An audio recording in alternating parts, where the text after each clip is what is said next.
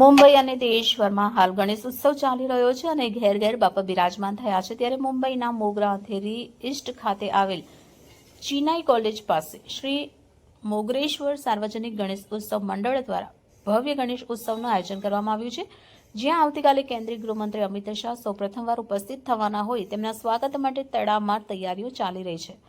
Police દ્વારા ઠેર ઠેર સઘન ચેકિંગ તેમજ બોમ્બ અને ડોગ સ્ક્વોડ દ્વારા પણ ચેકિંગ હાથ ધરવામાં આવી રહ્યું છે.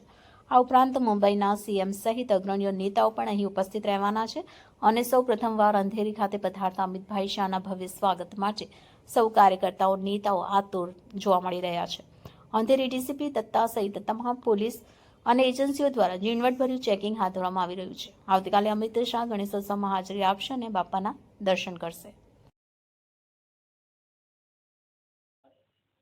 બોમ્બે સ્થિત મોગરેશ્વર સાર્વજનિક મંડળ ગણેશ ઉત્સવમાં કાલે માનનીય અમિતભાઈ શાહ સાહેબ પધારી રહ્યા છે. બહુ ઉત્સાહ છે, લોકોમાં ઘણો ઉત્સાહ છે. આ દેશના વડાપ્રધાન યશસ્વી નરેન્દ્રભાઈ મોદીજી એના પછી કોઈકનો જો નંબર આવતો હોય તો આપણા ગૌરવ લેવાવાળા એવા આદરણીય અમિતભાઈ શાહ સાહેબ છે. ત્યારે અમિતભાઈ શાહ સાહેબ અહીંયા આવતા હોય ત્યારે ઘણો લોકોમાં ઉત્સાહ જોવા મળી રહ્યો છે. ભવ્યમાં ભવ્ય સ્વાગત થાય અને ગણપતિ બાપાના એમના પર આશીર્વાદ વરસતા રહે. 54 વર્ષ થયા છે અમને સાર્વજનિક ગણપતિ બાપામાં અને હર હંમેશ માટે ગણપતિ બાપાના અમારા પર પણ આશીર્વાદ રહ્યા છે.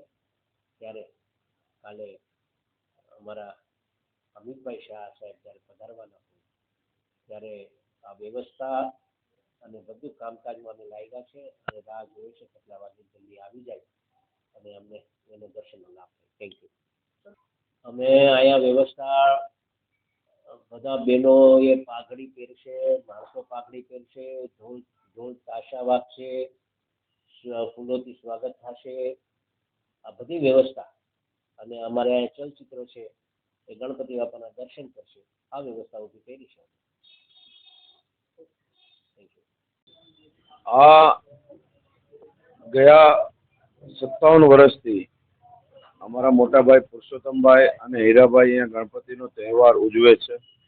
આમાં ગણપતિ બાપાના દર્શન કરવા માટે ભારતના ગૃહમંત્રી અમિતભાઈ શાહ કાલે બપોરે 1 વાગે અહીંયા પધારવાના છે. એમની સાથે મહારાષ્ટ્રના મુખ્યમંત્રી દેવેન્દ્રજી છે, ઉપમુખ્યમંત્રી એકનાથ શિંદેજી છે અને અમારા અંધેરી માટે અમે ભાગ્યશાળી પોતાને સમજીએ કે અમિતભાઈ પહેલી વખત અમારી વિધાનસભામાં આવી રહ્યા છે. એટલે અંધેરી અમિતભાઈના સ્વાગત માટે આખી અંધેરી તમને ઊભી દેખાશે. જો પહેલા બાપાના દર્શન કરશે, એના પછી સ્ટેજ ઉપર અમિતભાઈનું સ્વાગત થશે, મુખ્યમંત્રી ઉપમુખ્યમંત્રી સાહેબનું સ્વાગત થશે. પછી એમની સાથે ચા પાનનો કાર્યક્રમ છે. પછી આ છેલ્લો કાર્યક્રમ છે મુંબઈનો. અહીંયાથી દિલ્હી માટે એરપોર્ટથી રવાના. અમારા મહારાષ્ટ્રના સીએમ ડીસીએમ અવારનવાર આવતા રહેશે, પણ અમિતભાઈ આ પહેલી વખત અંધેરીમાં આવી રહ્યા છે.